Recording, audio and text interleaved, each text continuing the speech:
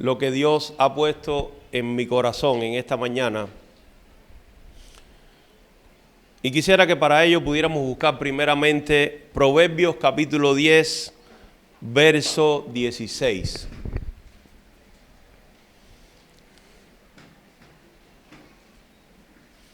Proverbios 10, 16. Hoy vamos a hablar acerca de los frutos, ¿verdad? Vamos a hablar hoy acerca de los frutos de nuestras vidas, ¿verdad? Dice la palabra en Proverbios 10, 16, dice: la obra del justo es para vida, mas el fruto del impío es para pecado. La obra del justo es para vida, mas el fruto del impío es para pecado. Mientras oraba el Señor y le decía: Señor, ¿qué quieres que hable con tu iglesia? Dios me mostraba que hablara a la iglesia acerca de los frutos. La Biblia en muchos lugares nos compara a los cristianos como árboles, ¿verdad? Nos compara como árboles, y al compararnos como árboles nos muestra también que el árbol da frutos, ¿verdad? La mayoría de los árboles, para poder preservarse, o todos, dan fruto, porque si no se perdería su existencia.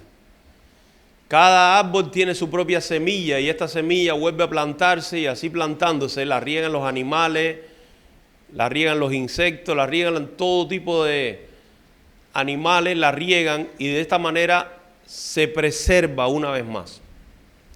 La palabra de Dios nos habla en el Salmo 1, el primero de los salmos. Dice la Biblia que el justo, ¿verdad?, será como un árbol plantado junto a las corrientes de las aguas, y dice la Biblia que da su fruto a su tiempo y su hoja no cae. Mientras yo oraba al Señor, el Señor me mostraba que los frutos son para los creyentes nuestras acciones. Son nuestras acciones, son aquellas cosas con las cuales nosotros nos manifestamos al mundo. Y esto es una lucha diaria que tenemos todos con respecto de dar los frutos correctos. A veces, y la mayoría de ellas, nuestro carácter lucha, o nuestro yo lucha con nuestro espíritu, porque, como decía el apóstol Pablo, una cosa queremos hacer, pero no siempre es la que hacemos. Tenemos un punto, cada uno de nosotros, neurálgico, peligroso, donde cuando a veces se nos toca ese punto, no reaccionamos conforme a la voluntad de Dios. ¿Y qué pasa con esto? El otro día veníamos hablando, yo y mi esposa, acerca de lo que nos sucede muchas veces a todos en nuestras vidas, ¿no? Todos tenemos que rozar con personas, ¿verdad? Y la palabra de Dios nos enseña que el hierro se lima con el hierro, y el hombre con el hombre. Entonces es un hecho que Dios va a poner en nuestro camino personas, porque nosotros no somos de hierro.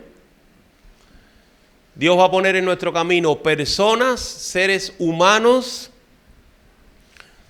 que nos toquen ese punto neurálgico, para que cuando nosotros nos demos cuenta de esas acciones que estamos haciendo, tomemos la decisión de que tenemos que cambiar.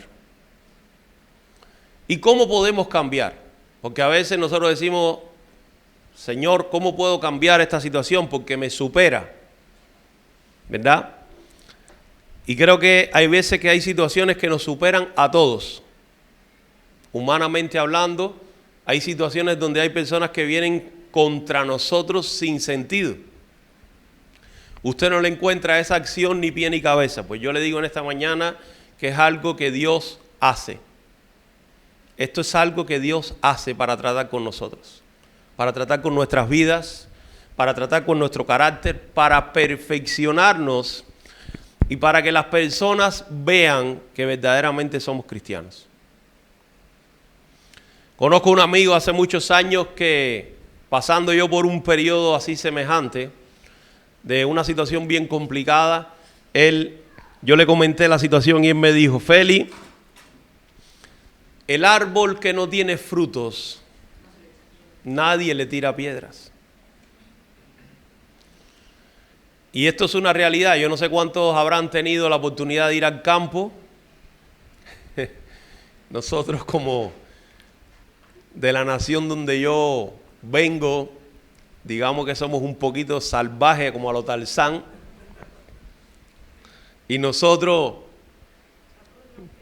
desde niños, sabemos lo que es tirarle piedra a los árboles.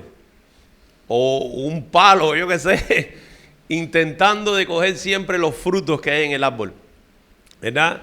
Allá desde niños íbamos a coger mango y aquello era tremendo. La cantidad de piedra que le tirábamos a los mangos aquellos, caían, vamos, nos subíamos a las matas, aquello era tremendo, con buenos recuerdos, ¿no? De cuando uno era niño, pero esto llevándolo al plano espiritual es una realidad. Cuando yo de niño le tiraba piedra a los árboles, había un propósito. ¿Y cuál era? Que cayera el fruto, para poder alimentarme de ese fruto. El impío, por eso es este versículo de Proverbios 10, dice: la obra del justo es para vida, mas el fruto del impío es para pecado. Cuando usted y yo como cristianos reaccionamos diferente a las personas o diferente a lo que se espera que reaccione una persona normal, la persona que no tiene a Dios se da cuenta o ve al Señor a través de tu vida. Y esto puede provocar en la vida de esa persona que se convierta a Jesucristo. Por eso dice Proverbios 10, me encanta este versículo, dice, vamos a leerlo otra vez literalmente, lo tengo aquí. La obra del justo es para vida, mas el fruto del impío es para pecado. De esta manera podemos definir cuando estamos obrando en nuestras vidas justamente o impíamente. Porque la impiedad es maldad.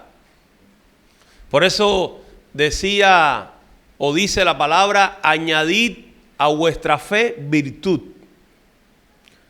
a la virtud dominio propio, al dominio propio piedad, ¿verdad?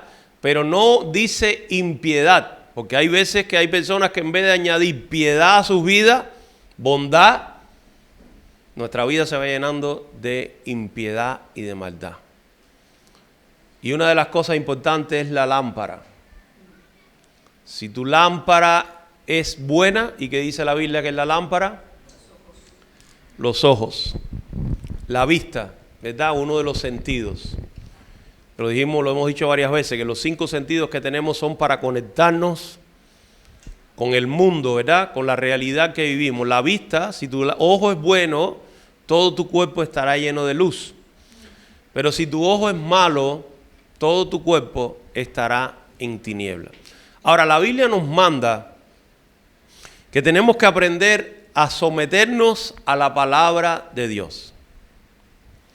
Porque si nosotros vivimos por nuestro propio intelecto o mentalidad, no podremos vencer las situaciones. No podemos.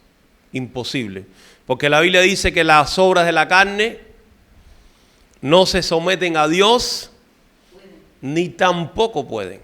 Entonces, para yo poder vencer cualquier situación espiritual o cualquier lucha que yo esté viviendo con una persona, producto de que Dios lo permite para que mi carácter sea perfeccionado y llevarme a otro nivel, entonces yo tengo que entender que yo debo obrar no por mi raciocinio, ni por lo que yo pienso, ni como lo he hecho antiguamente cuando no conocía al Señor, sino debo hacerlo conforme a la palabra de Dios.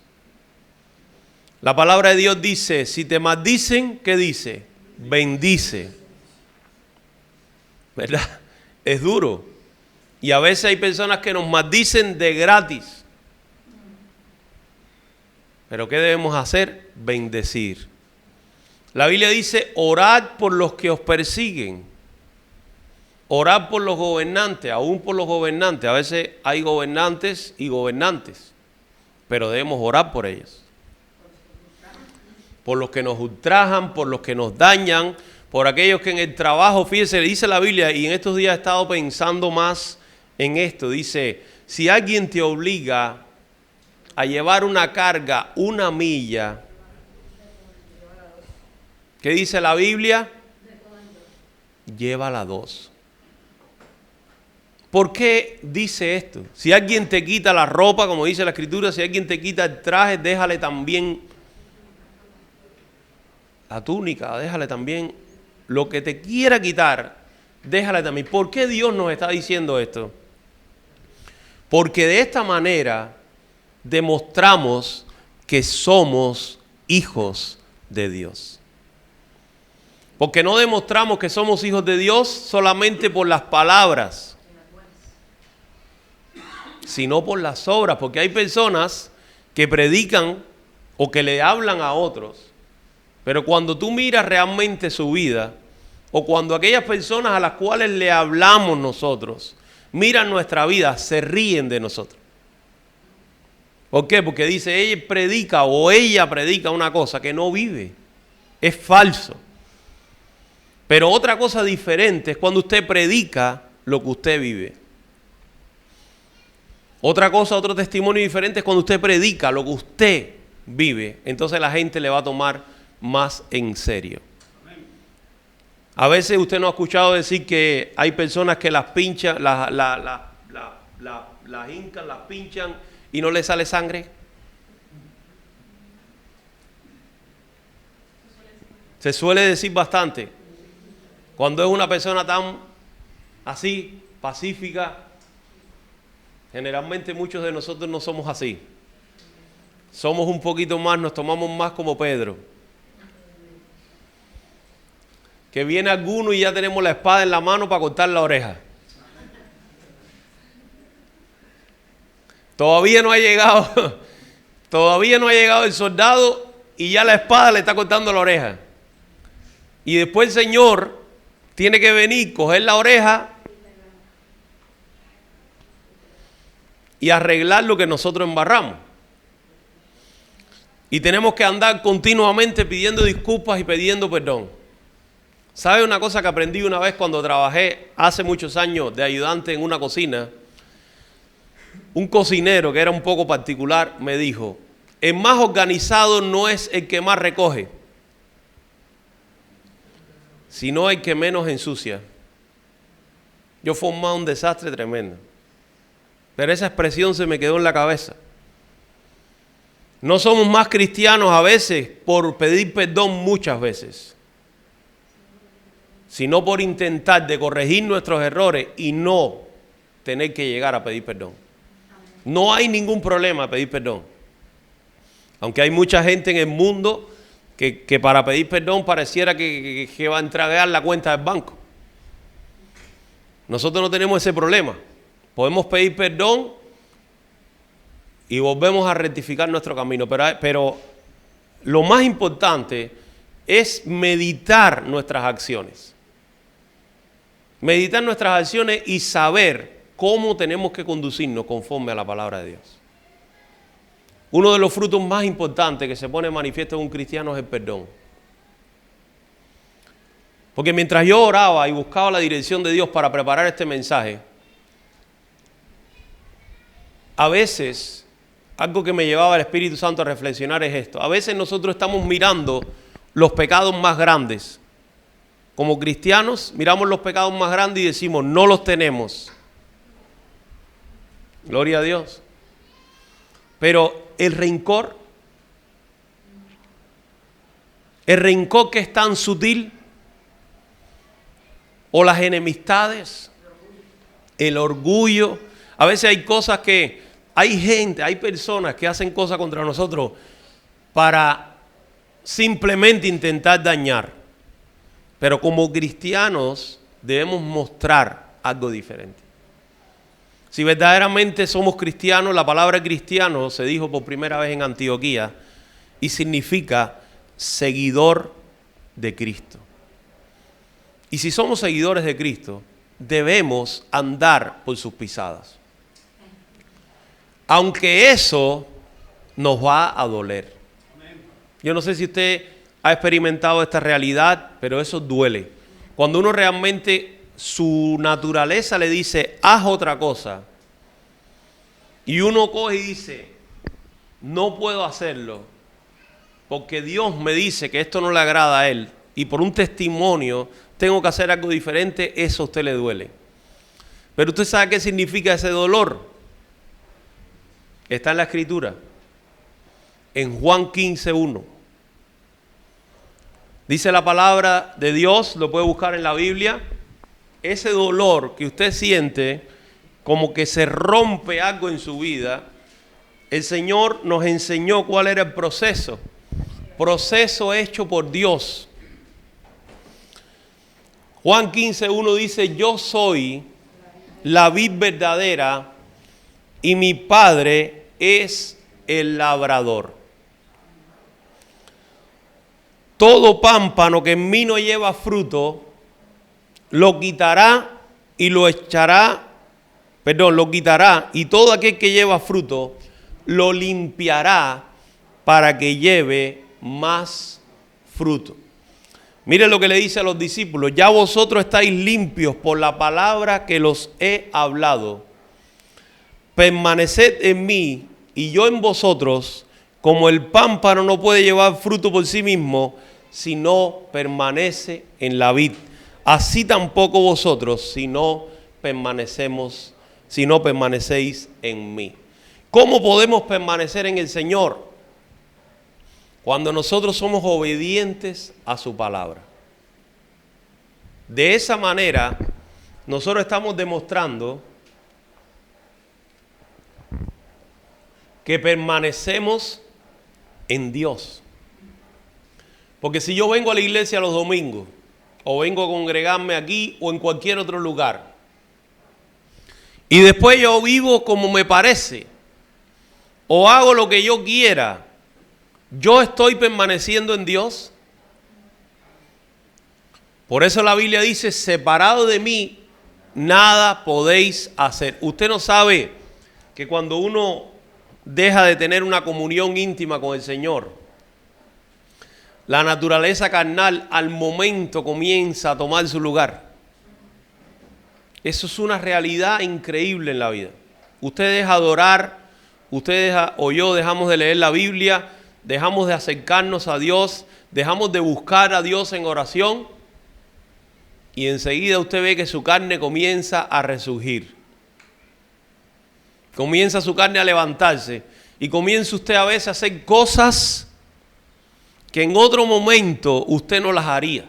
No me estoy refiriendo a pecados grandes, sino me estoy refiriendo a cosas que en otro momento usted no las haría. ¿Usted sabe por qué? Porque para nosotros poder tener una relación correcta así, primero hay que tener una relación correcta así, hacia Dios. Porque de Dios viene que nosotros podamos dar fruto, si no, no podemos darle el fruto correcto. Si yo no tengo una correcta relación con Dios, yo no voy a dar un fruto correcto. Porque cuando me hieren, intentaré herir. Cuando me ofenden, intentaré ofender. Si estoy en otro nivel, no como las águilas. Por eso la palabra dice que el que espera en el Señor será como el águila, ¿no? Porque a veces cuando nosotros reaccionamos mal, la mayoría de ellas es porque somos desesperados. Yo no sé si usted ha llegado a esa misma conclusión, pero yo he llegado a la conclusión que a veces reaccionamos mal porque nos desesperamos. Porque no sabemos esperar en Dios. O porque no queremos y decimos, no vamos a dejar que Dios tome el lugar en esta situación, no vamos a dejar que Dios resuelva esto, lo voy a resolver yo. Y ahí donde lo resuelvo yo, sin Dios, es cuando yo embarro la situación. Por eso lo mejor siempre es aprender, y eso es lo que quiere desarrollar el Señor en nosotros, que podamos depender de Dios 100%, en todos los sentidos. Cuando uno dice Jesús es el Mesías, la palabra Mesías significa el todo. Y esto es lo que quiere hacer Dios en tu vida y en mi vida. Él quiere ser el todo para ti. Él quiere ser aquel que te provee, el que te sustenta, el que te dirige, el que te habla. Porque la Biblia dice que si no somos como niños, no entraremos al reino de los cielos. Un niño, cuando usted ve a los niños pequeños, aquellos que tienen los niños más pequeñitos, ya los niños cuando pasan los 13 años, comienza el cerebro a desconectarse de papá y mamá. Pero cuando son bien pequeños, a veces uno se sorprende porque ya pueden ir al servicio solos, ya pueden a lo mejor ir al refrigerador y coger un vaso de agua, pero sin embargo ellos dicen, papá, mamá, voy a coger agua. Papá, mamá, voy al servicio. Voy a hacer esto, voy a hacer lo otro. Entonces los niños de pequeñitos siempre cuentan con la aprobación de papá o de mamá o de los dos. Entonces nosotros cuando crecemos, nos hacemos mayores, nos hacemos grandes, digamos, en el Señor, pasan los años de convertidos y creemos que podemos andar por libres. No es conforme a la palabra de Dios. Es un error. Porque fíjese que la Biblia dice que Dios escondió las cosas a los sabios y a los entendidos. Y las reveló a los niños. Y cuando dice niños, no se está refiriendo literalmente solamente, aunque sí lo está haciendo, a los niños pequeños, sino a nosotros que seamos como niños. Entonces, si queremos crecer más en Dios, si queremos que Dios nos muestre más, debemos aprender a tomar esa actitud. Señor, ¿qué te agrada y qué no te agrada? Ahora sí tienes que entender, igual que yo, que nuestro Padre Celestial es el labrador. Y que nosotros somos, ¿qué? Tierra. La palabra dice que polvo eres y al polvo volverás. El labrador prepara la tierra. A veces la tierra está dura, endurecida, y hay que darle ¿con qué? Con un pico. A veces hay que pasarle un arado con los bueyes. ¿Y usted cree que la tierra está feliz que pase eso? O a veces hay una planta que le sobran muchas hojas o que está muy frondosa y viene el jardinero y dice, estás muy llena de cosas. ¿Qué hace el jardinero? La poda. ¿Usted cree que las plantas no nos dicen nada? Porque no podemos comunicarnos con ellas. ¿Pero usted cree que no le duele? ¿No le duele a una persona cuando le están amputando una extremidad? Es doloroso, ¿verdad? Pues la Biblia nos dice que Jesús es la vid y que su Padre es el labrador. Quiere decir que Dios va a estar trabajando constantemente en nosotros. Y Dios va a permitir que este tipo de persona llegue a nuestra vida, ¿eh? Porque a veces nos quejamos y decimos, Señor, ¿pero qué pasa con esta persona? Esto es algo increíble. Yo ni siquiera hablo con esta persona y me mira de lado. El otro día estábamos en mi casa por allá haciendo una obra y tengo una vecina nueva al lado y es tremendo aquello. La señora está clavada una puntilla, está tocando la puerta. Madre mía. Y Aurelio decía, el otro día mientras hablábamos me decía, qué casualidad que 2 veces ha llegado la señora a tu casa y tú no has estado a tocar la puerta de la casa. Es una cosa tremenda. Pero Dios, que es el labrador, permite todo este tipo de situaciones. Porque Él quiere forjar en nosotros un carácter semejante al de Jesucristo. ¿Qué le decían a Jesucristo? Crucifícalo. ¿El Señor no abrió la boca? Como oveja fue llevado al matadero. Y a veces los cristianos no pensamos que nosotros somos también ovejas en medio de lobos. Yo no sé si usted lo ve eso, pero yo, por ejemplo, cuando estoy en mi trabajo o cuando estoy en cualquier otro lugar, yo veo que estamos rodeados de lobos y somos ovejas. No podemos por ningún motivo convertirnos en lobos. Aunque a veces hay ovejas que desearían transformarse en lobos, pero no podemos. Hay momentos donde la oveja, no sé si usted ha visto, las ovejas son peligrosas, ¿eh? Yo no sé si usted ha tenido oportunidad de estar en el campo. Yo cuando veo una oveja, cuidado con las ovejas. La oveja tiene aquí, en esta parte aquí de la cabeza, una mandarria. ¿Usted sabe que los toros le tienen miedo a las ovejas? El toro le tiene miedo a la oveja porque la oveja se le cuela por abajo y con esta parte de la cabeza lo revienta el toro. Fíjese usted la fuerza que tiene. Una vez yo vi un vídeo de esos TikTok. Madre mía, Señor bendito. Un hombre venía caminando y una oveja se empecinó con él. Madre mía. Oiga, si una oveja decide entrarle a esa pared, eso posiblemente la rompa o se rompe la cabeza, pero eso es un hierro lo que tiene aquí en la cabeza. Ahora, Dios nos manda a nosotros como ovejas a ser diferentes en medio de una generación maligna y perversa. Entonces, toda esta información que Dios nos da la medida de entender qué es lo que nos está rodeando. ¿Qué nos rodea? Lobos, generación maligna y perversa. La palabra habla en Timoteo capítulo 3, dice, hombres perversos, amantes de los deleites más que de Dios. También dice que tendrán una apariencia de piedad.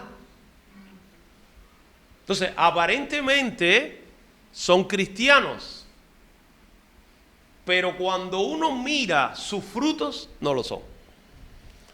Por muchos años, mi iglesia es una iglesia bastante grande en mi país. Y la iglesia ha crecido muchísimo. Son miles de miles.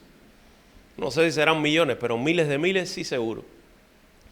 Y cuando comenzó la iglesia a tener un crecimiento tan grande, hubo que ser más específico a la hora de poner a las personas a servir a Dios. Y se miraba mucho los frutos de las personas. Es importante, la Biblia lo dice, cuando uno va a elegir un diácono que tenga buen testimonio, fíjese lo que dice la Biblia, y a veces nosotros ignoramos esto, de los de adentro y de los de afuera.